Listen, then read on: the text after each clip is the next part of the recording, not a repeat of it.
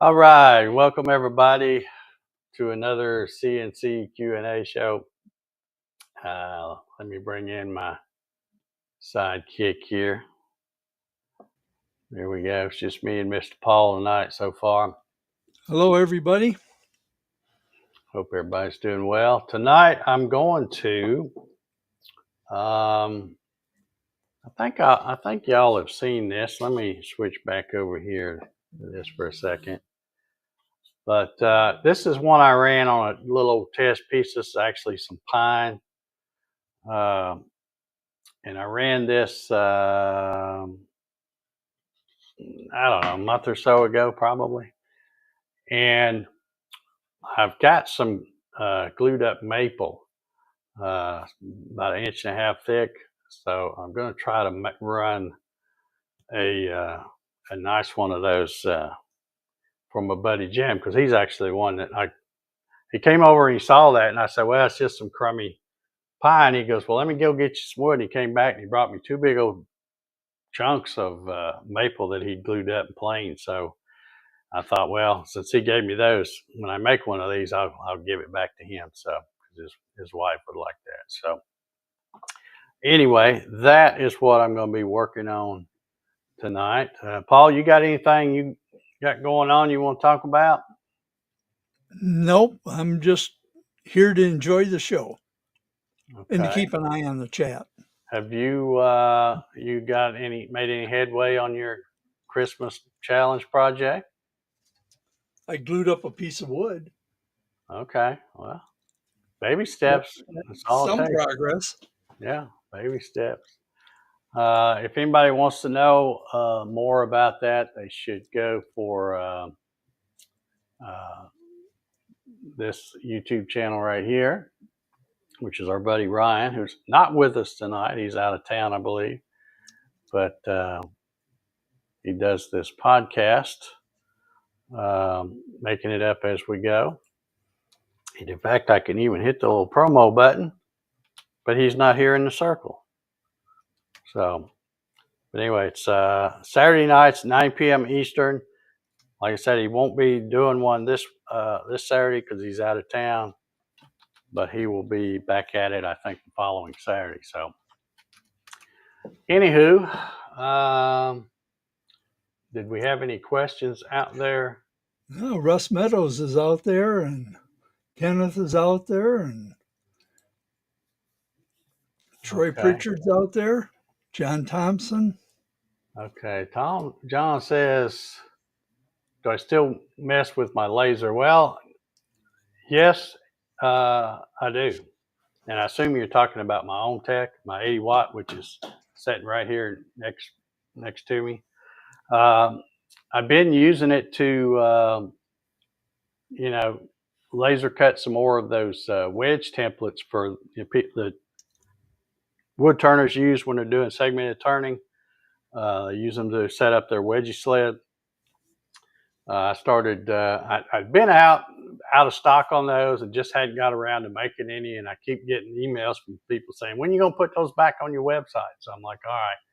So I've came out here and knocked the cobwebs off that thing and fired it up, and I'll run up a bunch of those. And then when I get down below a certain level, I'll come out and run some more. But yeah, it never missed a beat. I hadn't run it in a long time, and then when I came back out here and started running it, it took right off where it left off. So it's doing well. And of course, I have that other um, Falcon 2 Pro, I think is what it's called, by Creality, the 22 watt, and I keep it in the house and just spin it out a window.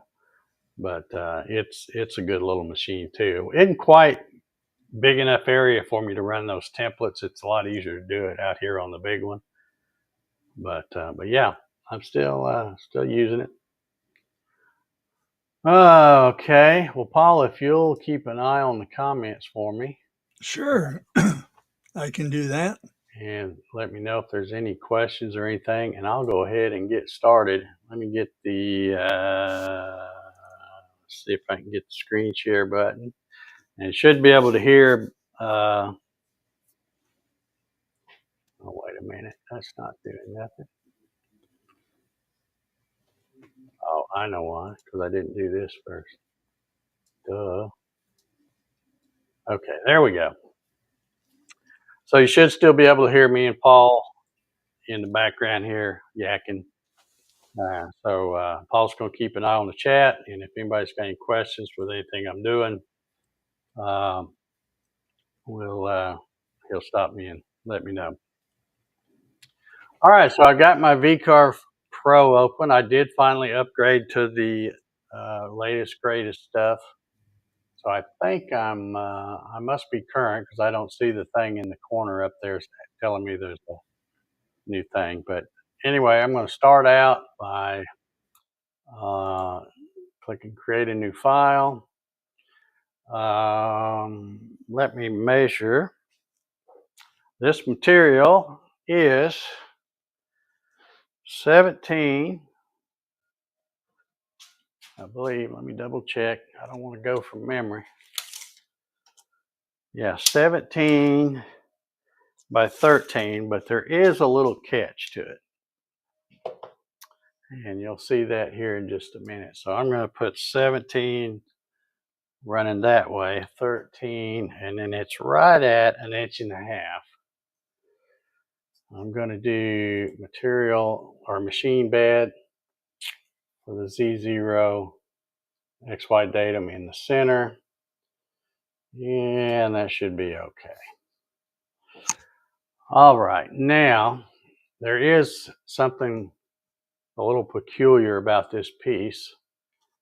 And let me get my measuring tape. Okay, 13 or 12.5 that way and 8.5 that way. Okay, so this piece of material, and what I'm going to do is draw an extra vector around there, and then I'm going to come down here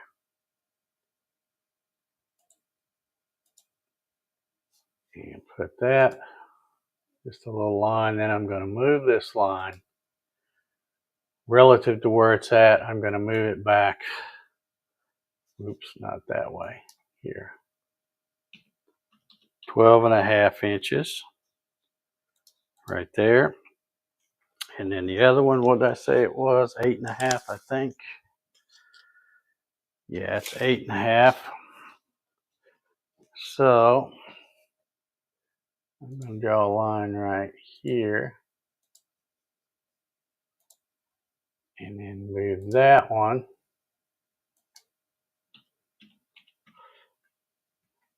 down here. And then I'm going to draw a line, connect those two.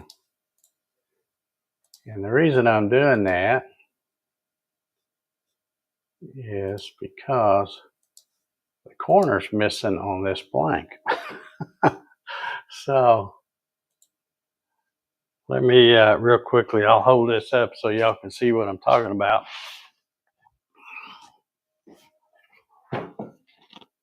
Let's see, let's go back here for a second. Oops. Gotta be over here. Yeah, this is what I'm talking about. So I'm missing that little bit of a corner. So I'm going to go ahead and draw that in so I can see where I'm at when I bring in the model and put it in there.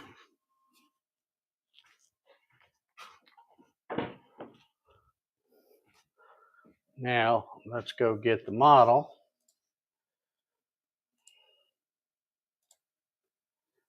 And I've got it right here handy.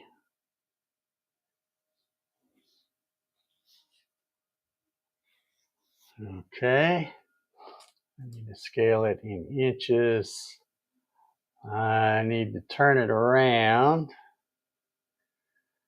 Let's see, which way do we want it to go? That should work, I think. I believe that's going to be okay. Let's see here. down from the top. So let's see what it looks like. Yep, that should be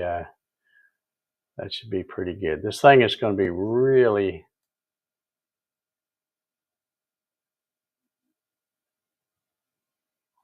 I don't know, I think I'm going to leave it the way it was right there. So we'll bring that in like that. And there you can see it looks like we're in business here. So that will fit. Okay, I might want to scale it down just a little bit because it's a little bit. Let's go about 15 and a half.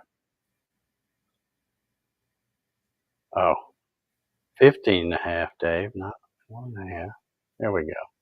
That gives me a little bit more room to get around there, but I think we'll be good.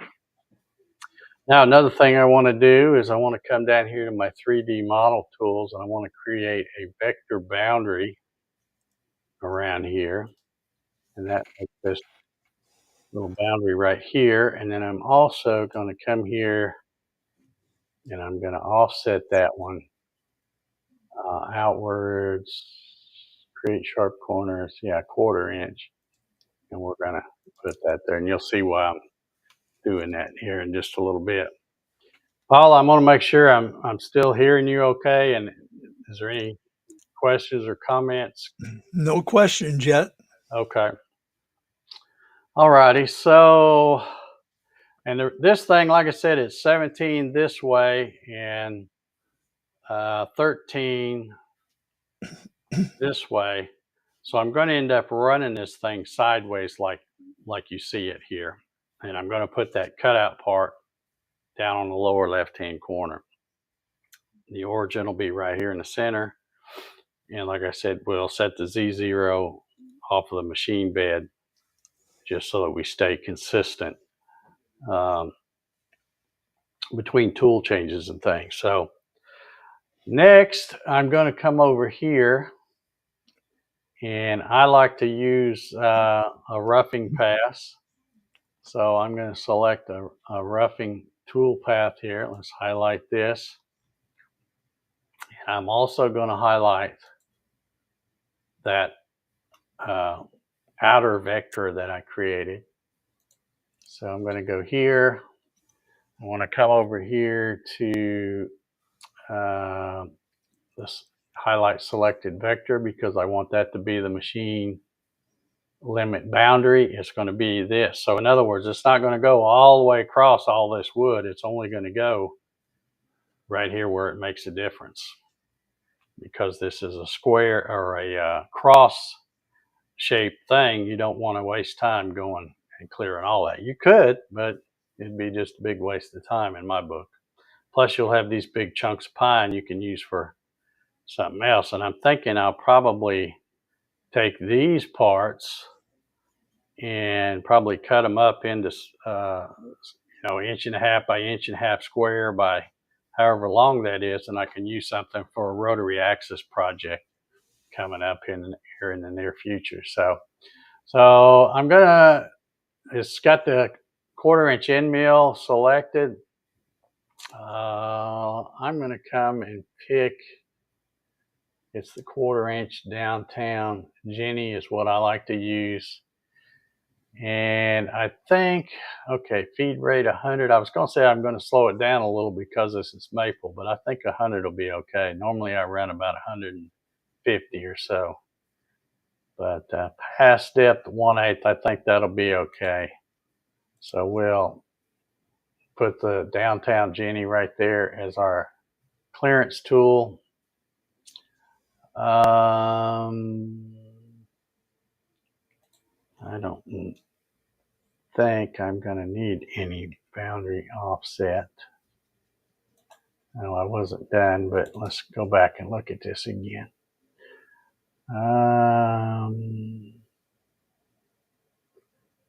Okay, it's got the 3D raster, 0-degree angle, so it's going to go back and forth like this, which means the y-axis is only going to have to barely move as it goes back across. Now, a lot of people like to do the angled and stuff like that.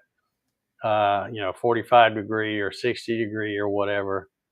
But I have found that I like to make it where the machine moves the absolute least. And when you do it this way, the y-axis is only going to move just a very fraction of a turn, because it's only, if you have the overlap, or the step over, I should say, set to about 4 to 6 thousand, something like that, you can't even see it move. It's barely moving.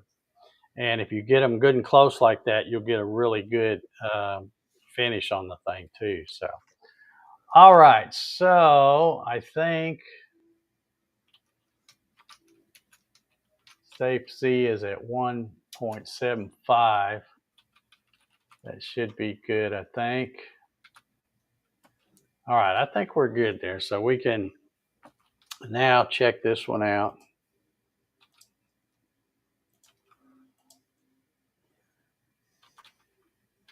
So this You're one's using the 60/40 on that, aren't you? Or using the yes, I'm going to set it up on the 60/40. okay. Okay, so there's what it's going to look like after it's hogged out. And you can probably see now why I offset that line. It's so that it can come on and clear out on a little past this. So it'll make it easier for that bit when it comes to part this out. It's not going to have to go that whole 1.5 inches. It can already come down, and all of the part of the cross will be good because it's going past where that is by 1/4 inch. Okay, now let's take a look and see what the time is on this thing.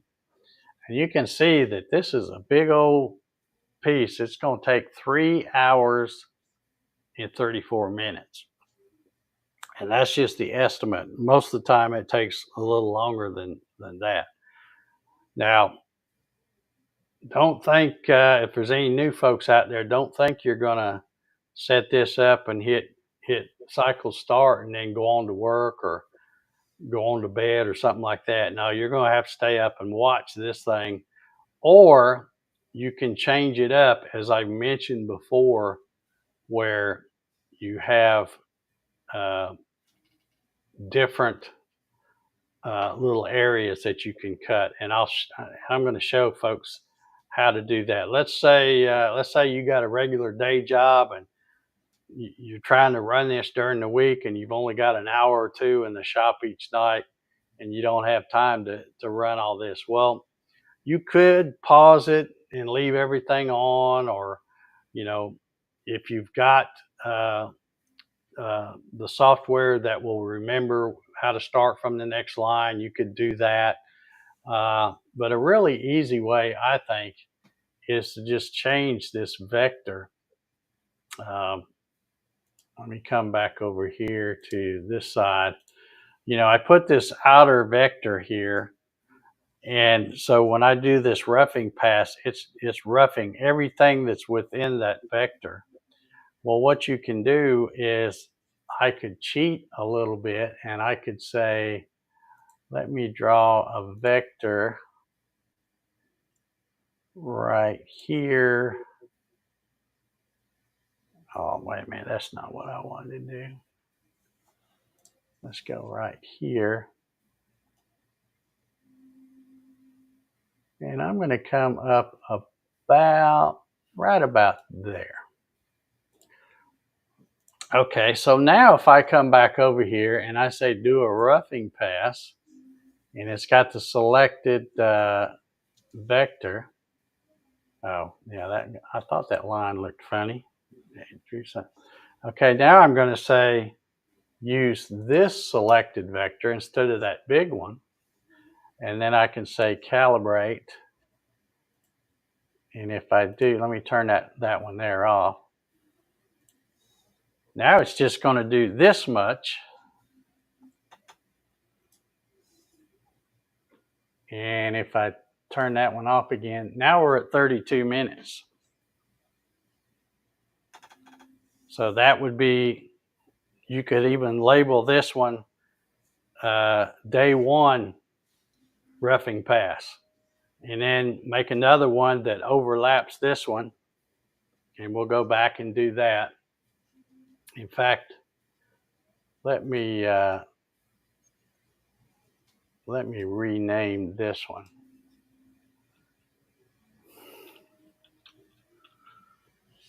Yeah, I'm gonna call this one Day 1 Roughing Pass, or Day 1 Roughing, we'll call it. Okay, now we're going to come back over here to the 2D view again. And now I want to draw another rectangle. Only this time I want to make sure I overlap these a little bit so that I get, you know, you want them to overlap so that, because if you get them, try to cut it too close and skip an area, then you're going to have a big mess. So you always want to make sure you overlap them. So if I come out right here and draw one, let's say to there, and then I come over to here and hit another roughing pass, and now the selected boundary is that one that I just created, and I'm going to call this one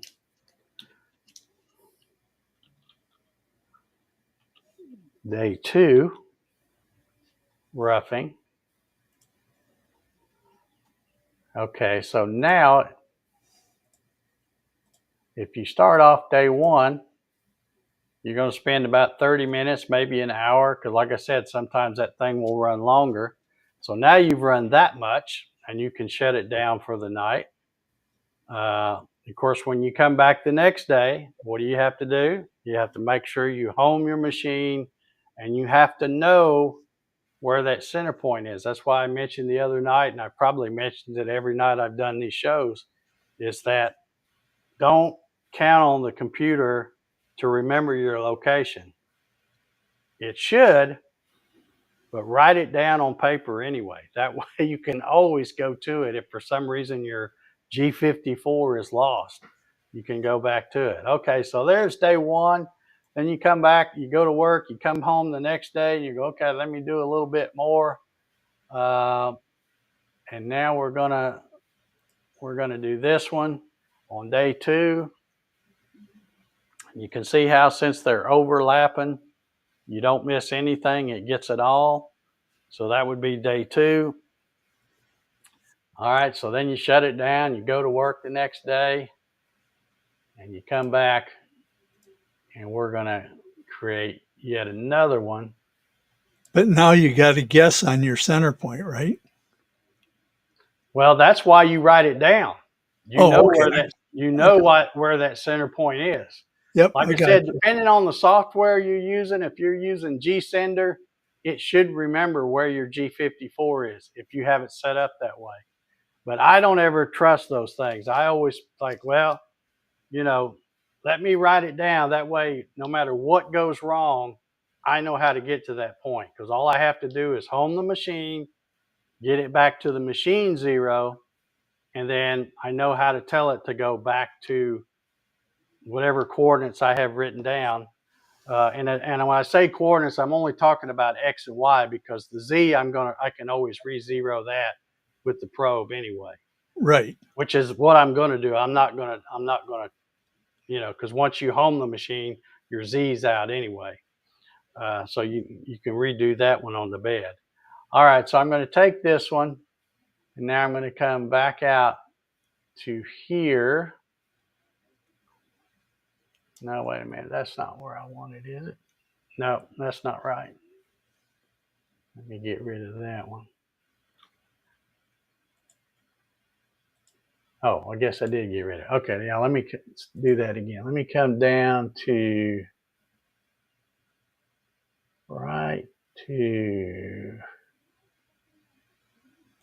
here, I think. No, that's still not where I want. I'll get it here in a minute. Let's see. I want to come down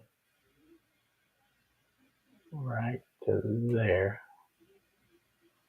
That thing, I must have the snap turned on or something because it's snapping to that corner, and that's not where I want it to do. That's okay. I'm going to cheat, and I'll bring it up here like this, and then let me close this, and I'll just move it over a little bit. Okay, so now I've got that part covered. So now, with that vector going, I could do a third day and hit the same thing, selected vector, and I'll change this one to, we'll say, day 3, roughing, calculate that. And then this is how it would look when you come back out to the garage and you've already run day 1 and day 2. Now you can just hit this one. And of course, since it's overlapped, it's not going to miss a beat. And there you go. There's your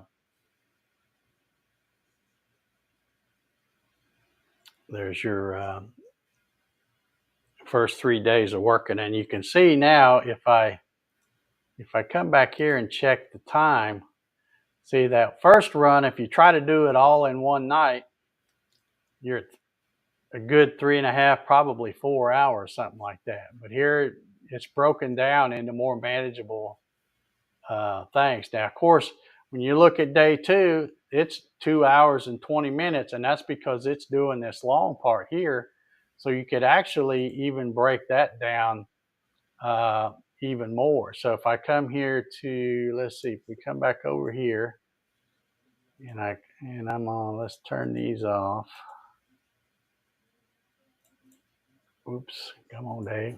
Let's hit this, let's highlight that one right there, which is day 2. And I come over here, let's say that's 3.6, we'll go 1.8, which would be about half of that. And now let me move this one down so that it overlaps with that one just a little bit.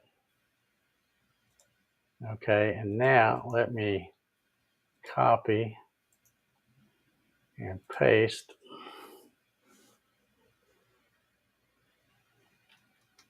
Let's see if that's going to be big enough. Okay, you can see it's going to overlap right there. So now I could do day 2 as that one. Oh, if I should have hit, hold on here. Let's reset the preview. Okay, so here's day 1. Doing that. Now we've got a little smaller day 2. And now if I go to day 3, and now we want day 3 to be, I've got so many lines here. Yeah, that's the one. So if we make this one day 3,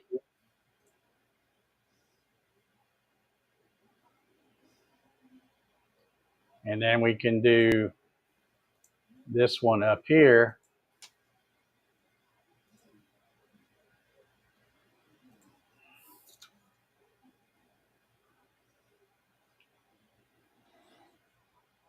as day 4. Now you can do the same thing with the finish pass too, can you? Absolutely. Okay. We got a couple of questions when you're ready. Okay. Kyle Adams wants to know, I'm looking for a reverse chamfer bit at 45 degrees like a dovetail, but he's trying to do French cleats, so 14 degrees won't work. You got any recommendations? No. Is he trying to do it with a CNC? Yeah, sounds like it. Yeah, I think I'd rather do that with a table saw or a router table myself. Yeah. And then he says, are you going to or just use the WCS after homing the X and Y. Okay, can you put that question on the screen, Paul? Yep, I can.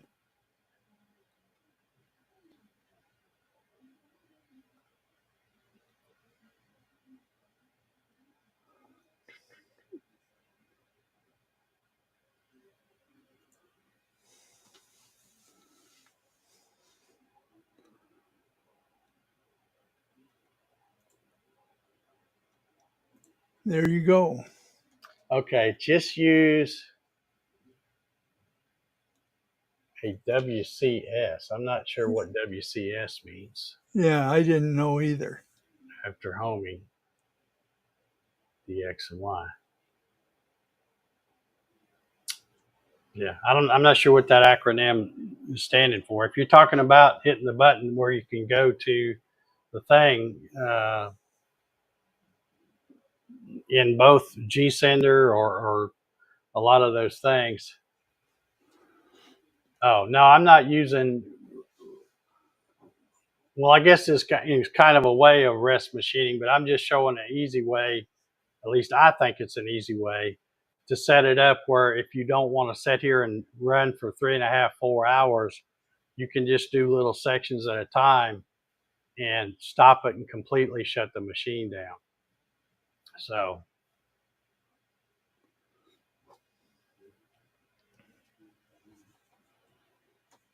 And all as right. long as you remember the numbers of where you ended, then or where center is, then it should line up perfectly, right?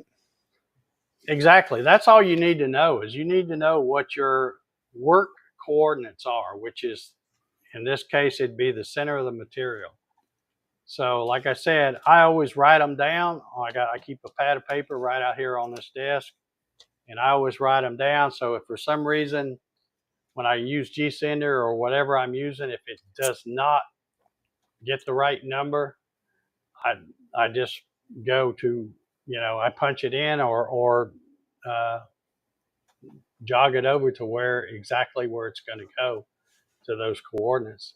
And as long as you start there, you're always going to be fine. And So, plus, like I said, you can see what I'm doing with these vectors. You're overlapping just slightly. So the first few cuts are going to cut some air, but then it'll pick right back up. It knows exactly where it was when it's doing this. So so your 0, 0 is your home position. not the machine home. No. It's your work home, your work coordinates. Oh, okay. All right. Yeah. Yeah, we need to make sure everybody understands the difference between machine coordinates and work coordinates. When you home the machine, and in this case on the 60/40, it goes to the lower front corner. That's machine coordinates 0, 0. And then when you jog it out and put it over the center of your blank, and then you zero out your X and Y there, that's work coordinates. That's what the difference is. Okay, well, I just thought I would show that because I talked about that briefly during one of the other shows uh, where I had to go back and catch up where I was at, and I just overlapped it. But I thought, well, since I was doing this, I would show this. But you can just as easily do it all in one like you normally would. But some of these 3D cars, they get to be really long, and I don't want to stand out here on this concrete and watch this thing for that long. But like I said, you sure don't want to leave and go somewhere or go on to bed or anything like that with it running either. That's a recipe for disaster. So you don't want to do that. So, all right. So we've got two different ways here of running this. Yeah, we got one more question coming up here in just a second, or one more thing. Okay. There you go.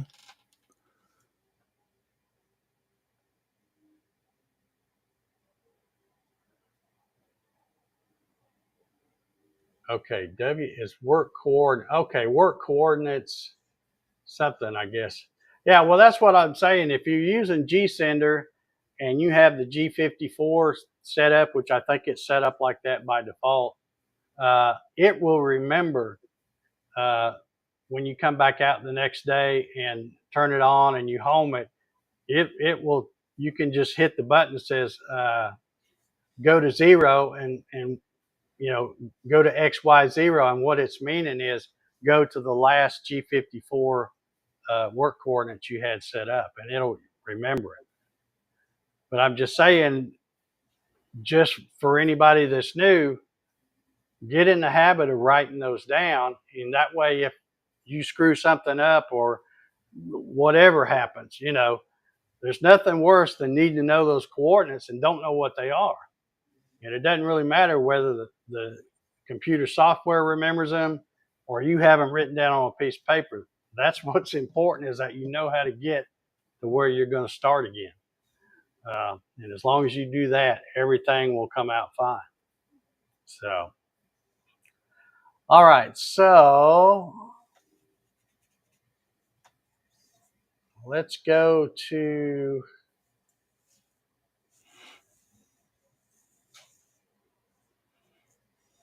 where am I at here? Okay, let's highlight this and let's go to this one here. And I like to use this, again, you can see I've already got my number selected. I just keep this in here because I always use the same thing, but this is the 1/8 tapered ball nose. This is actually an Amana bit that I've had forever, and it just keeps on working well. So now you can click the selected vector. If you want to do this all in one thing, you would select that vector. I'll do the raster, and again, I like to run at 0 degrees. 3D finish, and we'll calculate that.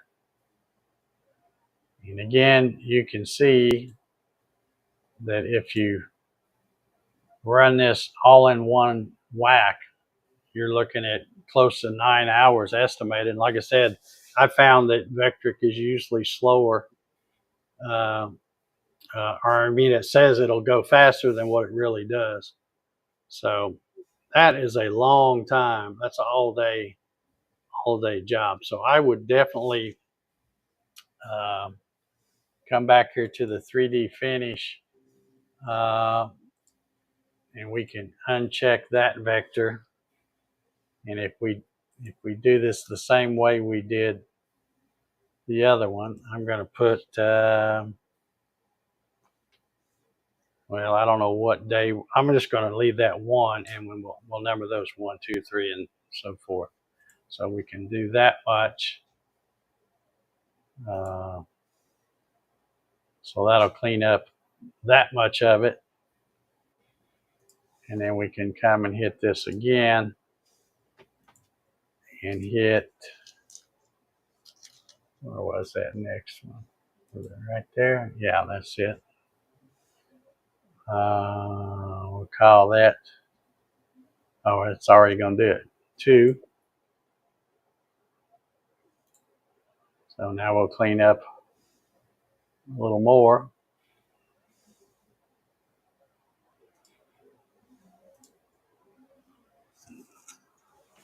Now we'll undo that vector and do, I think it was that one. That'll be 3.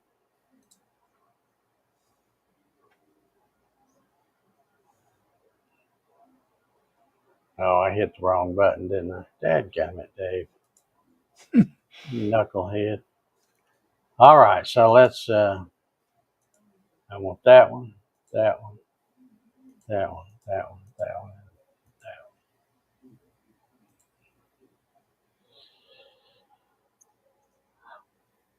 one. Well, I didn't clear it though before I did that, did I? There we go. Now it's catching up. So that'll do that much.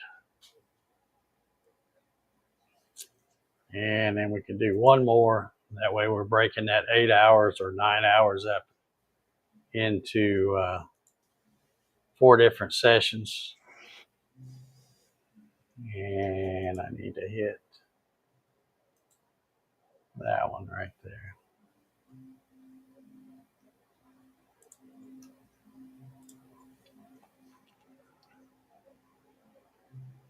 Nope. Did that do right? Nope. I had something highlighted. Let me get rid of that one.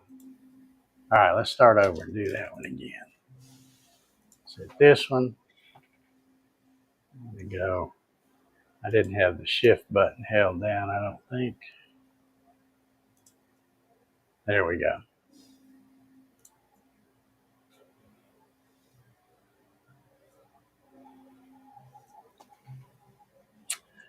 So there you could break that up like that, and now you would have, instead of, say you'd have about an hour and a half first day, 2:43 the second day, 2:42, and another hour and a half. So at least that's broken up a little better than trying to work it all in one thing. But if you got the time, you could run, if you're going to run it on a weekend, you could run well, let's see, what was that original roughing? It's 3.5. That's not too bad. You could run that maybe on a Friday night and then go out there on Saturday and knock out the other one for 8 or 9 hours. Because you don't have to, we've talked about this before. You don't have to be standing over it like a hawk, but you do need to be within earshot of it. Hopefully you're in the same, uh,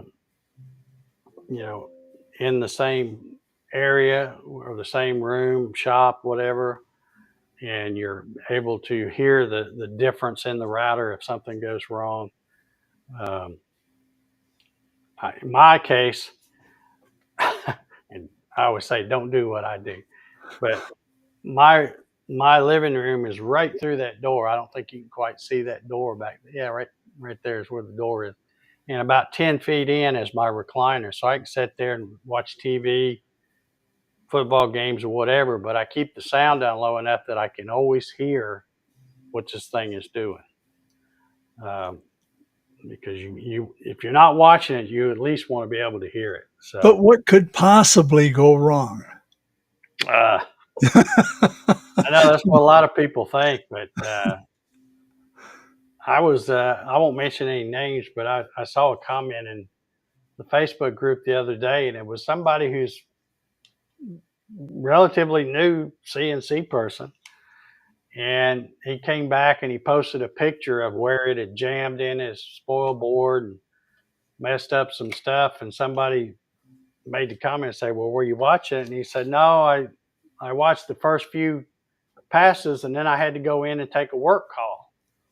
He said he came back out about 10 minutes later, and I'm thinking, man, you're lucky it caused some real trouble, because you can't be doing that. If you got a work call you got to take, that's what the dadgum pause button's for. You don't have time to you don't have time for that pesky day job and the CNC at the same time. So all right, any questions? I don't know if No new questions. I don't know if I should go much farther along. I think what I'm going to do is,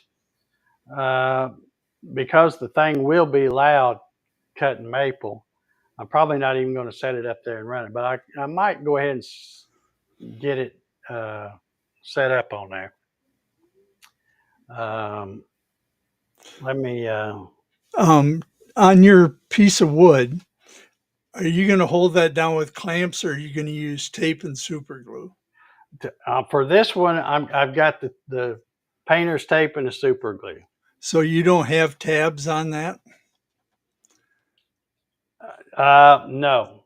Now Okay. let me come back to. If that was my next question, was if you don't have tabs, what bit do you use to cut it out of the block of maple? The quarter inch downtown Jenny? Well, yeah, that's what I'm going to use. But here's what I'm going to do with this, Paul, because this big old chunk of wood. Let's see. Oh, I got to get this over here. Okay, so here it is. Now I haven't done a parting pass yet. I haven't cut it out. But when it finishes here, I'll go ahead and put it up and you'll see how I'm going to do it. Really, I could use clamps because there's plenty of room to put the clamps up here, but because this material is so thick, and I'm probably going to leave it on there for a couple of days because I'm not going to try to run all this at once. I don't have time to run long runs like that. So it's going to set on there for a few days probably. But when I get ready to do the parting out pass, which will be, man, I got so many lines going on. This one right here. Which was your outside vector? Yeah, that's that. Well, yeah, that one. Okay. So when I come to do this, let's go ahead and hit the profile toolpath. That wood is over 1.5 inches thick. And rather than spend all that time with that thing cutting it out, I'm probably going to cut probably about 3/4 deep. 1/8. I don't want that. I want the 1/4 inch downtown, Jeannie. So that's probably what I'll do. One pass. Let's see. We'll probably go. Oh, I see why. Because I got too many decimal points going on up here. I wondered why. There, 6 passes. That's better. And notice I got something going on right there too. So I've got to.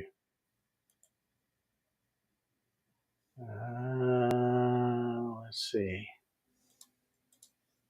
I need to get rid of that because those can cause some problems too. I don't know why this file. This is a store-bought file. It should be perfect, but it just got a couple of little gotchas in there. Okay, so I think I'm good. All right, so now let me come back and hit that one. I want to do outside. And I'm only going to go down 3/4. And I'm not gonna put any tabs since I'm not cutting it all the way out. Because that's what it'll look like. It's going to cut down, but instead of spending all that time cutting it out with this machine, I'll just take it around to the bandsaw and finish cutting that out, and then I can flush trim it with the router table that I have set up back there. Oh, okay. And plus, I'm going to be cutting these up anyway, because like I said, I'm going to save this material and probably use it for some demonstrations with the rotary axis that I'll have set up here. So that's the answer to the tab question. There won't be any tabs. Usually when I'm cutting really thick stuff, and plus, if you look, let's see if I can show it here. If you look at this 60/40, the spoil board is still pristine, so I can't bring myself to cut all the way through on it just yet. It still looks so good. The 50/40 don't look that good. I've cut through on it,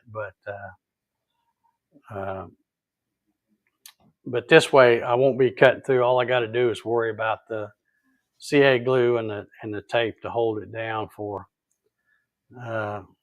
however long. And I've always had good luck doing that. I don't use the accelerator. I just put just the super glue. That way I have a little bit more time. I know the first time I ever used accelerator, I'd set it down and slide crooked or something and then freeze up on me. So I always just use it without the accelerator. That way I've got a few seconds to get it lined up. I press and hold it real good. And then I wait a minute or two before I start cutting and check it, because it doesn't take long for that stuff to set up even without the accelerator. And I'm old and slow. I need more time to get it lined up right. Because if I ever put accelerator on, sure as hell, I'll stick it on there and it'll slide crooked, and then I got to pull the tape up and start over. So But anyway, I think what I'm going to do is, because we're getting on about an hour anyway, I think what I'll do is between now and next Wednesday, I'll run some of these passes and I'll probably save, because the finishing pass is much, much quieter than the clearance path or the roughing pass. So I think what I'll do is I'll save that last, I don't know, 30 minutes or so of finishing by using those little vector things that I showed you tonight. And then we'll finish it up and see how it comes off. And then once we do the profile pass, of course, that one will be noisy, but I'm not going to go all the way through on it. And then I'll pull it off and you'll be able to see it this time next week.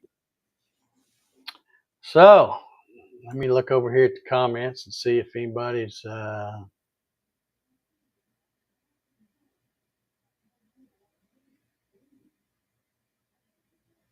any other questions. I guess we got them all down.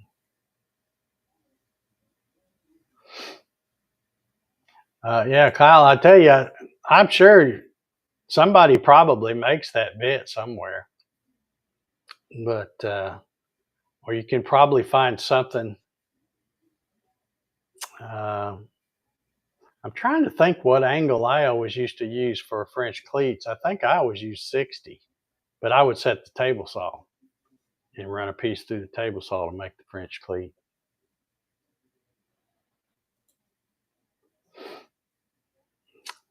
Okay.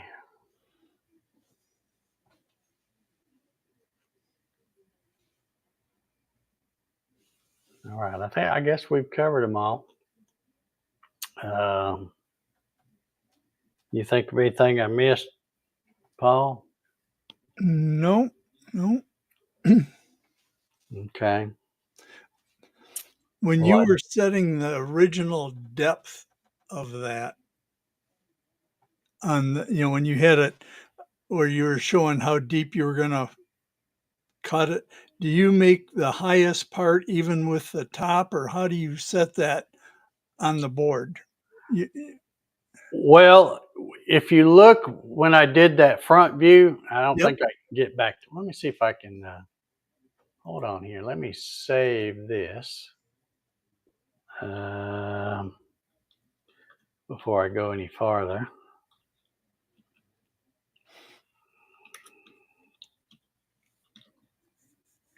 Okay, so that one's saved. So we'll come back and let me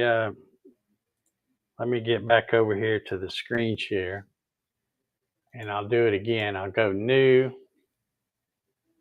Okay, there's all our stuff there should be good. So I'll click OK for that. And then when I go to bring this model in,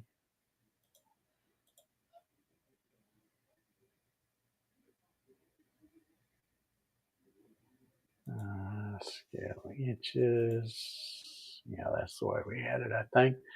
All right, now if I click here and you can see it says depth below top. And if I come over here and click this front. Yep. Oh, you know what? I'm going to have to go back and fix that because I can't have that sticking up. It's got to be, I need to make this right about like that. So the whole thing has to be just below the top, or the highest point has to be just below Yeah, the top. see, I'm glad you brought this up because now that I see that, I'm going to have to go back and redo them toolpaths because that's got to be below. Or worst case, it could be where it's just right at the top. But see, I don't know for sure how thick that is. It may vary. I can measure it out on the end, but I don't know where it's going to be right there in the middle, where that spot is. Yeah. So I need to go back and redo those toolpaths. Well, that don't look right either, does it?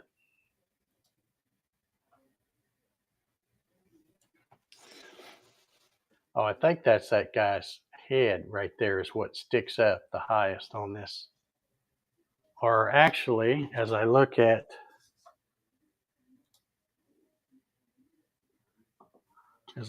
this one I ran before, when you hold it up, right here is the high part, and that's right where his back is. Oh, okay. right there. That's what's sticking up. So that needs to be where that is flush with the surface or even slightly below, because it does have some curvature to it. So yeah, I'll have to go back and let's see if I've done something wrong on this one here. Russ Meadows says that, let me get that on here. Yeah, 16th below the top. Well, I don't know what I've got for sure on this one, but this one is much more lower than that other one Yeah. was. Russ has done a lot of those. Yeah, he's a 3D carve guy. He is. But yeah, I'll have to go back and reset that, and I have to go back and change those toolpaths. But anyway, I'll still probably set it up where it's doing little sections at a time. Who knows? I may break it up even more, where I do a little bit and check the time, see what it's going to be, and then may shorten it up even more, um, so that I don't have to be out here all that time. So I think,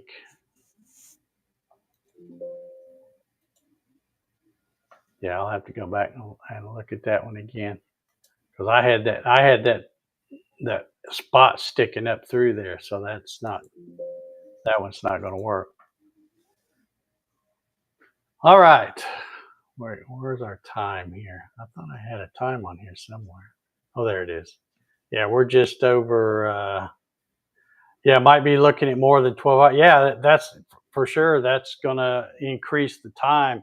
That's why I'm saying when I go back and put the tool paths and fix them up on it, I may make that vector even smaller, and just keep checking the time, because it just depends on when I run it. I'm retired, so it's not like I couldn't sit out here all day, but I just don't want to. I got other stuff I got to do, or want to do. Uh, and I just like running a little bit and quit standing out here on this hard concrete. So my legs aren't as young as they used to be, and they don't like this old hard concrete. So, but anyway, however I run it, y'all will see it next week. Well, like I said, I'll try to get it where uh, I'll save the last little bit of the finishing pass for when we run it here, because the finishing pass isn't nearly as noisy as the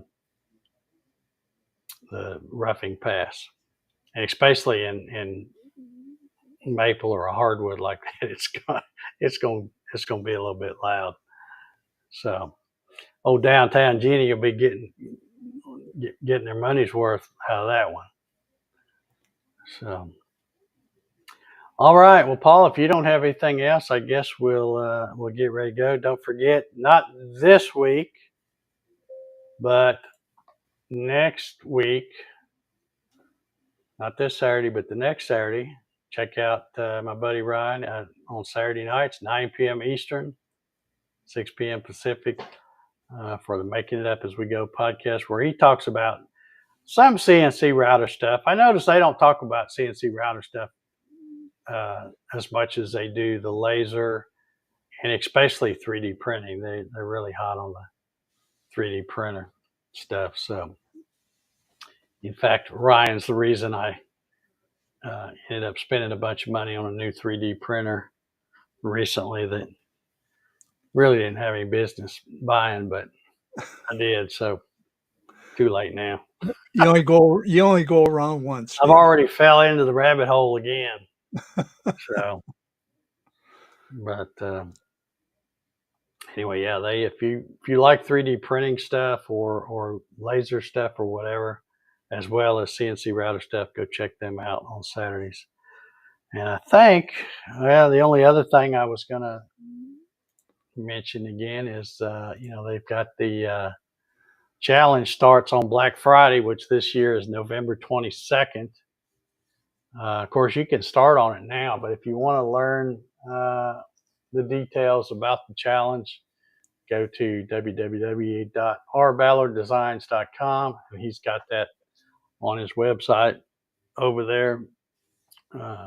and he's got it where it's 2 different parts now too. So you don't have to go Mhm. all out for. Uh, You I mean, can you enter, can, but you you don't can have to go enter, all out for the big project. If you don't have no, time, you can. What is he got? What is it? Making an ornament or something? Is or that you what? can either make a Christmas related project or you can make an ornament, and they're going to be two separate awards, or Okay. you can enter both. Okay. Yeah. All right. Well, that's good. And all the rules and everything are on Ryan's webpage. Okay. Good deal.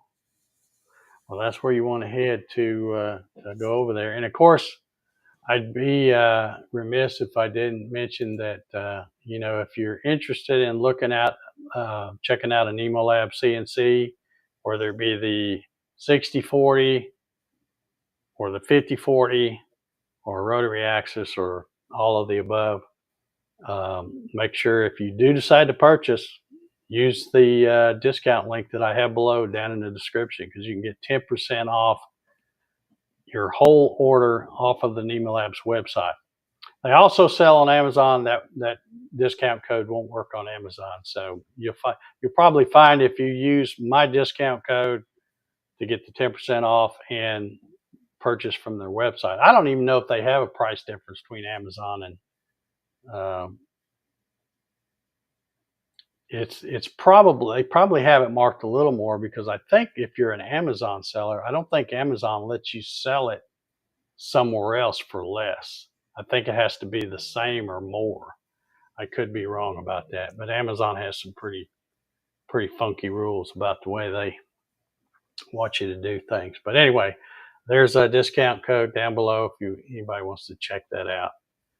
And also, I should have put the link um, where to go to get this thing, this STL file for this. This one I got at 3dwave.us, I think is what the name of the web. Russ Meadows probably knows because I'm sure in fact, I think he's the one that turned me on to that website, but I think it's called 3dwave.us.